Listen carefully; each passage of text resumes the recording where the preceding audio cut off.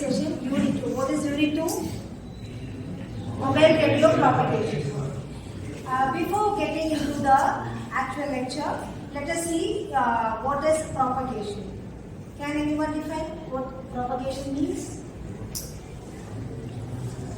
Travel of waves or signal from one point to another, and during the propagation, what are the phenomena influences the actual radio signal before it reaches the receiver, and that will be explained along with the interference, noise, everything in this unit, right?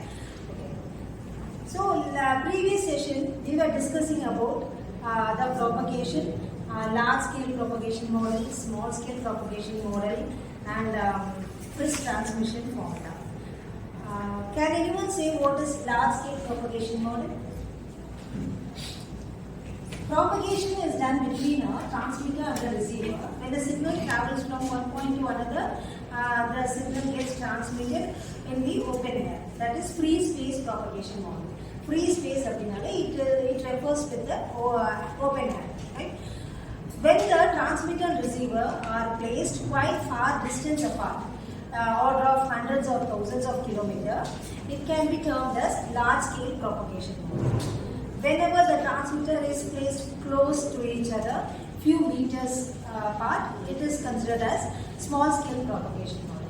So this large scale propagation model characterizes the mean received signal strength between the transmitter and receiver, whereas the small scale propagation model characterizes the rapid fluctuations that happens or that undergoes during the transmission between the transmitter and receiver when both are placed close to each other, few meters apart.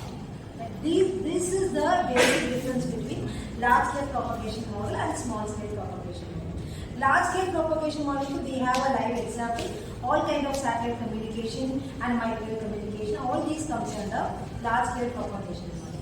And if the region under study is of a few thousands of kilometers, and we consider the region to be studied which is far off from that 1,000 meters, it is considered as Fraunhofer region or a Rayleigh distribution region or far field region. Far field region already the transmitter and receiver are placed few thousands of kilometers. Apart from that, if the behavior of the wave or the distribution of the waves is studied, then it can be called as Fraunhofer region or Rayleigh distribution, right? Then next is Friis transmission formula. Friis transmission formula or Friis free space equation is nothing but that depicts the received power or the received signal strength of the transmitted signal at the receiving antenna, which is placed at a distance d.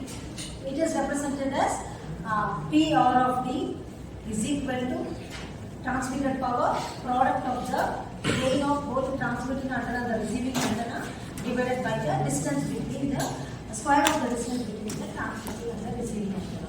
This is about the Friis transmission formula. From this formula, we can identify the strength of the radio signal that has been received by the receiving antenna. These are the important parameters